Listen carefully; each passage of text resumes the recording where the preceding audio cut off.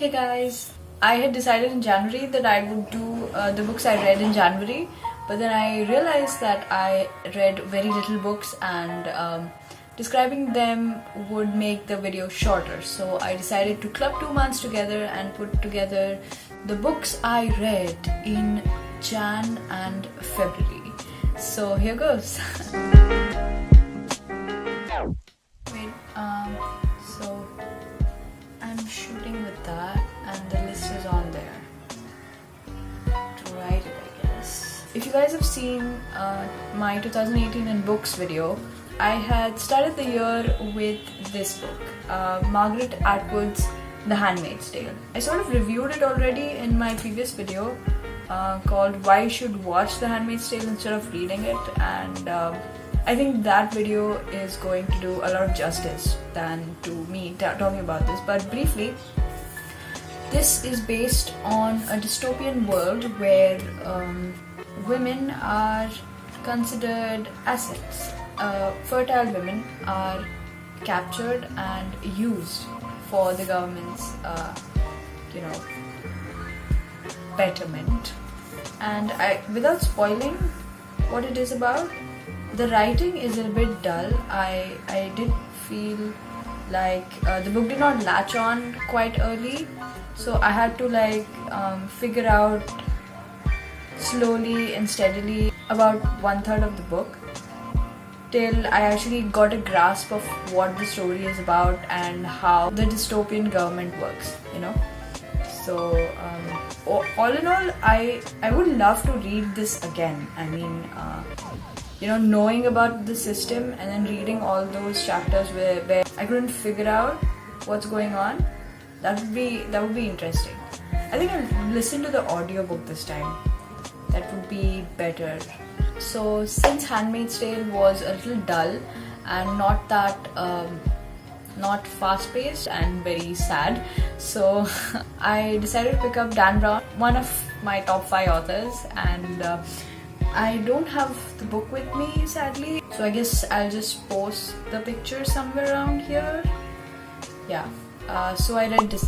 Wait a minute, it's on my face, isn't it? Yeah, please. Yeah, that's better. This book is fast-paced from the first. Even the prologue hits you and you just get hooked into this plot which you just are dying to get to know more of in the next chapters which unfold. And I'm no stranger to Dan Brown, and I'm sure a lot of people aren't, and his books are just so well researched, and the way he writes is amazing. And it's kind of like he has cracked this code to make a book successful. Get a good protagonist, make his or her past a little dark, get as many cliffhangers as you can in each chapter. I like that kind of writing, It was so great reading Deception Point. I think I finished it in 4 or 5 days, which is very fast, and the book is quite big. So, yeah. The next book I read was Brief Answers to Big Questions by Stephen Hawking. I don't have the book with me. I've given it to my neighbor to read. This isn't an autobiography, as from the title you can tell, but this is a posthumous work, so I looked up to Stephen Hawking and I really did want to read his stuff. So I just picked up this book, and it's an amazing read. I mean, there's no bullshit in it. Just right from the start, it just gives you what you're looking for, answers, and he tells us about what would the earth be like in the years to come, and how what all we are doing for this planet is not enough, and we should take care of it and expand our knowledge of the universe. I really did enjoy this book by him. I had kind of made up my mind to listen to audiobooks as well, because my work involves me traveling for about 1.5 hours one way. So I thought, during that time I should at least listen to audiobooks instead of listening to songs, which I usually used to do. So I started listening to audiobooks, and the first audiobook which I listened to this year was The Last Black Unicorn by Tiffany Haddish. And let me tell you, this book is so hilarious. The stuff which she's gone through is just heartbreaking, and to see how a person has come all the way from his, days in foster care to what she is now is just incredible, and I love her so much. If you haven't got a chance to see her stand up, you really should. It's amazing. The audiobook is great as well. It's a good mood lifter, I love her accent, so whenever I'm traveling and it's a crowded train and I'm just listening to her talk, and it's amazing. In the month of February, I thought of reading some short stories, and I had a few books with me which I just hadn't started yet. So I read Men Without Women by Haruki Murakami. As you might have figured out from my other videos, I am kind of a Murakami maniac. This book was not about a world without women, which I thought from the title that could be, but it was about men who have lost women in their lives, and follows the story of about 5 or 6 such men. Maybe they've lost their other half in, they maybe broke up or divorced or, death or something like that, and how it affects different men differently and how they cope with it. So then I picked up another short story collection, which was A Gathering of Friends by Ruskin Bond. As with any Ruskin Bond book, it just hits you with a nostalgic wave, because we used to have Ruskin Bond in school, right? And we used to have this amazing English teacher, I remember in 9th and 10th. She used to read us, stories excerpts from his stories, and we used to have discussions about how the author uses, imagery, his writing style. And when I read these stories again, it just hits me with nostalgia about those days. I may have forgotten the story, but I sometimes remember what I was doing while I was reading the story for the first time, which is kind of crazy when you think about it, but that's how strong Ruskin Bond has an effect on me. And I really love his simple humor and his way of describing scenery, which is not comparable to any author I've read. His stories just fill my heart with warmth, you know what I mean? Yeah. Then, meanwhile, I was listening to another audiobook, Born a Crime by Trevor Noah.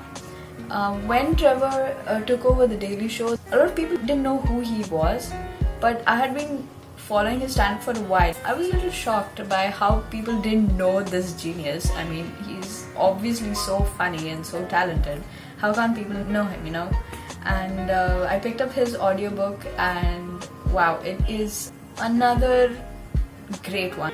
Are all audiobooks by comedians great? I mean, I guess I'll have to find out, but it's awesome to listen to people who have achieved something in their lives and tell the story of their childhood and how or what circumstances and what obstacles they had to go through to get there. But with Tiffany Haddish, she had mentioned her struggle a bit. What I liked about Trevor's book was that he did not mention anything about his stand-up or his struggle to be a comedian and such, but he just talked about his life before that. It ends on a very heart-wrenching note, and the whole book is very jovial, and it's just I had you laughing all the way. But the end is, damn, it's very heart-wrenching. I was thinking about reading the Harry Potter series again, but then a friend of mine said to listen to the audiobooks by Stephen Fry. And I said, I like Stephen Fry and I like Harry Potter, so why not, So I started listening, and man oh man, is that man a genius. I don't know what is it with comedians and audiobooks, but they just know how to read an audiobook. The voice modulation is on point, characters are distinguishable, and as you know, there are quite a few characters in Harry Potter. I would definitely recommend listening to the books if you've already read them, and I read 2 of them in February, and well, I'm shooting this in March, so I've already completed the 3rd one, but that is for the next video. So I read two of them, Sorcerer's Stone and Chamber of Secrets. The books are going to get longer as we progress through the parts, but I enjoy every second of it, and it's a slow, calm listen. So it's not very hurried, and it has a nice soft pace to it. So it's nice for a commute listen. The next book I read in Feb was 1984 by George Orwell. This book has been on my to-read list for quite some time now, and it has been suggested by a few of my friends, and I've been putting it off for forever. So I finally decided to give it a go, and the start was a little slow, but I got the hang of it. The very strict regime of the dystopian world in 1984 really got to me, and it made me think about a lot of things which I never thought I'd think about, and how the government could be controlling us while we are living right now, and how the world which is portrayed in 1984 is not far from what we are now. And I guess that kind of novels just scare me, and dystopia is quickly becoming my favorite genre in books. I mean, it just opens up your imagination and lets your thoughts run wild, really. I listened and read this book actually. Half I read and half I listened, because I was reading this book on my phone. I had an ebook, and I got sick in the middle, so I started listening to it.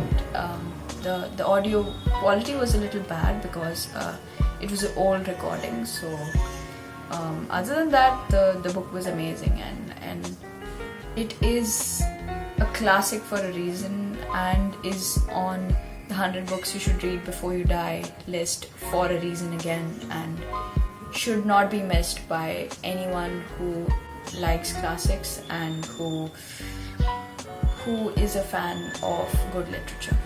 So the last book which I read, I finished it on March the 2nd, but no one has to know. The Final Diagnosis by author Haley. Now, I hadn't heard of this author before, and actually this was a gift from a very nice lady who runs a hospital where my mom works, and I'm supposed to give this book back. So Final Diagnosis is aptly named so, actually. It means the final diagnosis refers to an autopsy, or the final diagnosis of a disease which is made. As you know, when a person dies, if suppose it was said that the person died from a disease, but when the body is dissected and when they, they discover that, oh, actually he died from B disease. So it helps the students and doctors learn about medicine a little bit more, right? So this is about that, the pathology department, and how a hospital runs, and how a small mistake can cost you your career in medicine. And I read about the author a bit, and I found out that since this is a hospital themed novel, he writes novels about institutions. So I think he has one about airports, and like so, I'm convincing myself to read that one. I think it's called, must be somewhere here from the author. No, it just starts off. Wait, there must be somewhere. Yeah, by the same author. Airport, Hotel, In High Places, Strong Medicine, The Money Changers, Overload, Wheel. As I said, he writes about institutions as a whole. So this one is about hospitals, and airport is about airport. So yeah, this one was a very surprisingly good novel, and although it was a little slow to start and has a lot of information right from the start, and you feel a little lost in between chapters, but it's a good read once you get hang of the story and assimilate all the characters. It's an amazing and brilliant read. So there you have it, my books which I read in Jan and Feb. I'll see you guys next time, that is after 2 months. I'll see you guys for the March and April books which I read. If you want to follow me on Goodreads and my other social media, you can find all the details in the description. And as always, I'll see you guys next time.